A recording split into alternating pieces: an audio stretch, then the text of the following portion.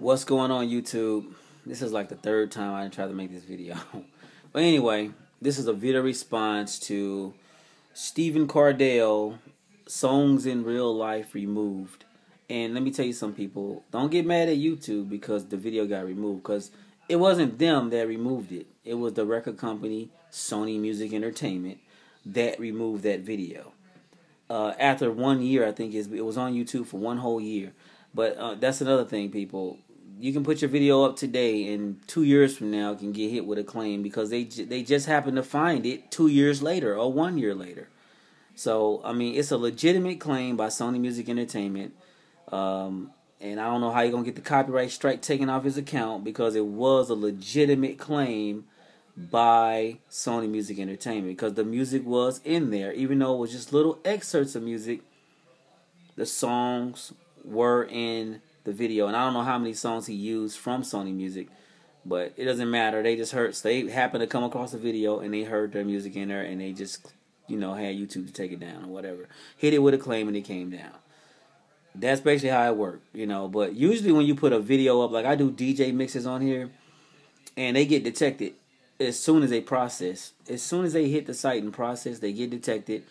The copyright notices get emailed to me, whatever, and it says you may have videos containing content from Universal Music Group, Warner Music Group, SME, Sony Music Entertainment, and then it has a button in my account, basically, and I have to claim those videos, claim them from each company. I got to claim, I mean, acknowledge, or whatever, for whatever, how many songs is in there.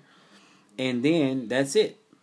They won't take it down or anything like that. And it doesn't penalize your account. But in Steve Cardell's case, I think the video didn't get detected, and they just happened to come across it a year later. They just happened to find it.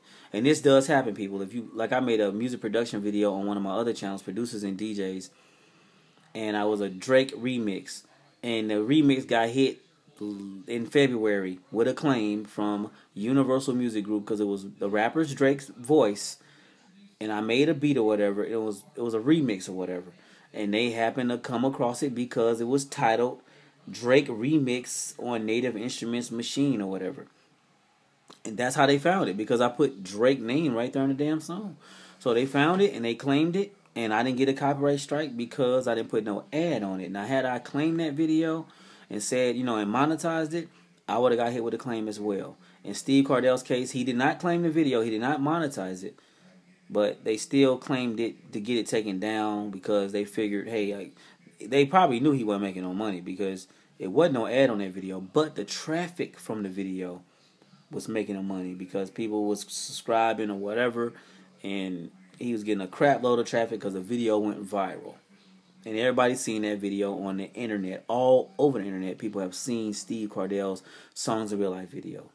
Very good video, but he thought that, he wasn't infringing because he used very small excerpts of music. But like I said, if it actually had a acknowledge button in his account, then he would have been okay, and those videos would have never got taken down. But it didn't get detected by the copyright system. So there was never an acknowledge button because they didn't know it was on there. They didn't have no clue that he had that music in there. So they just happened to find it eventually. Somebody from the record company found it, and they had it taken down. So I don't know how you're going to get that taken off. It's going to be hard because that's a legitimate copyright claim. And it's not YouTube, people, like I said. Don't get mad at YouTube because it's not them. It's the record company you should be pissed off at because they're the ones that had that video taken down. Steve, I hope you can get everything situated with that copyright strike and, whatever. Just want to make a quick little video response or whatever, and that's about it. I'll see you guys on the next video. DJ K is out.